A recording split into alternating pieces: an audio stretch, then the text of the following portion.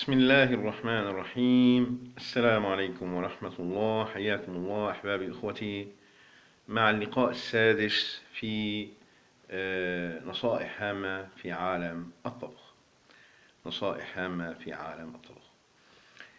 حابب أحكي ثلاث نصائح فقط حتى ما أطول عليكم. النصيحة الأولى: إذا أنا الرز عندي إياه في البراد، زاد عندي رز، بدي اطبخه مرة تانية أو بدي سخنه مرة تانية. شلون لازم سخنه؟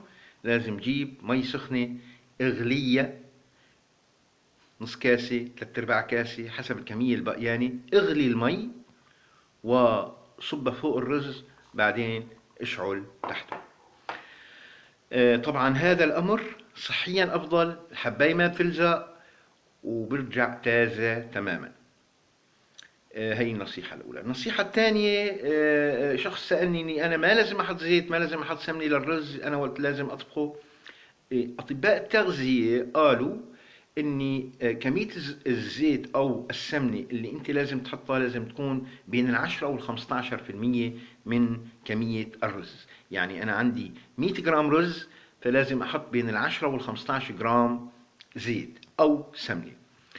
طبعا سابقا كان الأولين القدماء، خلينا نقول، لما بده يطبخوا الرز بعد ما ينتهوا من طبخ الرز يسيحوا السمنة بشكل بسيط دون تعريضها للحرارة ويصبوها فوق الرز، أو يجيبوا الزيت أو زيت الزيتون أو الزيت القلي ويحطوا معلقة أو معلقتين فوق الرز على الوجه.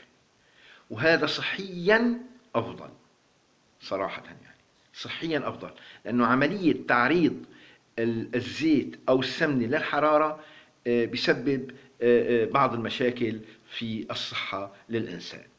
هي النصيحة الثانية. النصيحة الثالثة هي مثل ما لكم شايفين أنا حطيت البهارات أعداد بسيطة، في أعداد أكثر من هيك بكتير. البهارات، جميع أنواع البهارات، في إلى حدين: حد مفيد وحد ضار، حتى انتبه.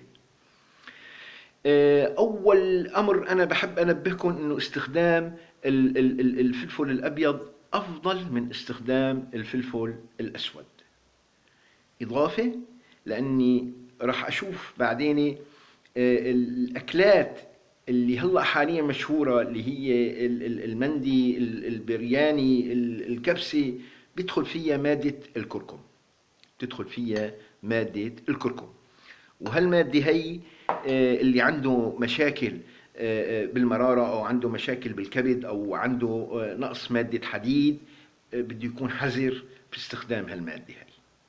يعني أنا يعني دعيت شخص كبير في العمر عنده مشكلة صحية ضمن اللي ذكرته أنا، فأكيد لما راح أقدم له طبق الرز منسف أو كبسة أو برياني أو مندي ويكون فيه هالمادة هي، راح تسبب له ضرر. هي 3 نصائح ما في غيرهم إن شاء الله.